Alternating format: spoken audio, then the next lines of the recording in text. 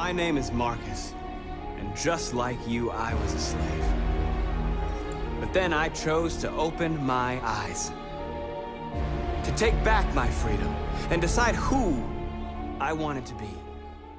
I'll be honest, taking on this review was a tough thing for me. As a spoiler-sensitive guy myself, I typically avoid talking about story details as much as I can in my reviews. And as I've said many times before, I believe a game is better experienced going in knowing as little as possible. Even though Detroit Become Human is a narrative-driven game, I'm not going to dive deep into story specifics for the sake of your enjoyment with the title. One quick little thing that I wanted to mention is that for this video review, instead of capturing gameplay, I just decided to use promotional footage provided by Quantic Dream and Sony because I didn't want to spoil anything for you, and that would have been really hard not to do if I was to capture areas outside of the trailers. On to the rest of the review. Quantic Dream is a studio well known for taking full advantage of the hardware it's developing for, cranking out incredibly realistic looking games and immersive, engaging stories to go with it. I'm happy to say that trend doesn't end with the developer's latest entry, Detroit Become Human. Detroit is the culmination of everything the studio has done right over the past decade. A look back at the developer's previous two titles, Heavy Rain and Beyond Two Souls. Heavy Rain featured an intriguing tale of a father and his missing son. While visually impressive at the time, the game lacked in terms of quality voice acting talent, intuitive controls, and it didn't run great on the PlayStation 3. Beyond Two Souls surpassed Heavy Rain in both visual and character performance departments, but the game's story just didn't really resonate with people the same way Heavy Rain did. Detroit Become Human brings things full circle by offering an immersive story on the same scale as Heavy Rain, and stellar presentation with a rock-solid cast of characters akin to Beyond Two Souls. Detroit Become Human plays very similar to those two games. However, this game gives you a bit more camera control. If you decide to use the right stick, the camera will move down behind you like a third-person game would.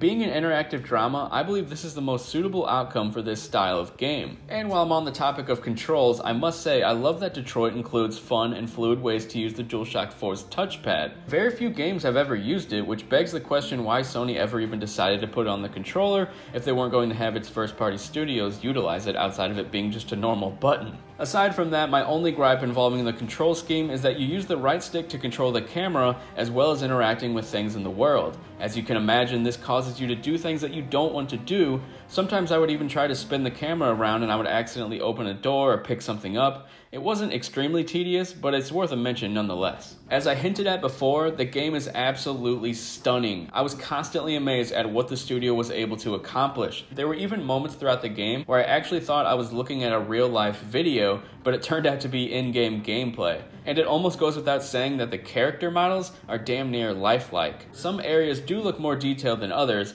While a bustling city with rain and wind effects blew my mind, other indoor sections felt a bit less ambitious in terms of textures and lighting. And if you know me, then you know I don't usually gripe about graphics, but there's a reason why I wanted to elaborate on them in this review. It's because a game like Detroit will often have you simply walking around doing mundane tasks. In comparison to something like a Telltale title, when those games have you doing those types of things, they tend to be a bit boring and drag on, which is probably why Telltale deviated away from it with its latest games. But where am I going with this? Well, with Detroit, the game is so visually pleasing to look at that even the most simple tasks are entertaining to do. So while it isn't usually the case, graphics and presentation are in fact just as important as everything else in Detroit Become Human, and they do not disappoint. Also, one quick little mention, when you're not taking full advantage of the camera, the fixed camera angles they use are actually brilliant cinematography that constantly had me impressed. As you probably guessed, QuickTime events play a large role during the action segments, and they're surprisingly not too bad. They're just hard enough and just simple enough to keep you on the edge of your seat. The QTEs also have some serious consequences. Similar to Quantic Dream's previous games, major characters can die during your story, so do not take your eyes off the screen. Luckily, if you don't want a challenge of any sort, there's an easy mode for people who mostly play for story. A large portion of Detroit, you get to play as Connor, an advanced detective android. During his segments, you get to use his cool gadgets. Analyzing and scanning the room for clues is a blast, and you basically feel like Batman. Lastly, the branching story paths give you plenty of replay value, especially if you're a trophy hunter like myself. Plus, it's actually fun going back and seeing how wildly different things can turn out. As I mentioned before, I refuse to talk extensively about the game's story aspects, but I have a few cliff notes. First off, there are 3 main stories that connect in interesting ways that actually matter. Second, the game's android-filled Detroit is fascinating the entire experience, and it kept me thinking about it even when I wasn't playing the game. Then there's the amazing cast of characters with brilliant performances by an ensemble of actor and actresses. Lastly, the overarching plot goes places other game studios wouldn't dare to touch, and I salute Quantic Dream for being a huge proponent of the industry by pushing video game narratives forward. Detroit Become Human packs 3 stories that rectify almost all my issues with the studio's previous titles.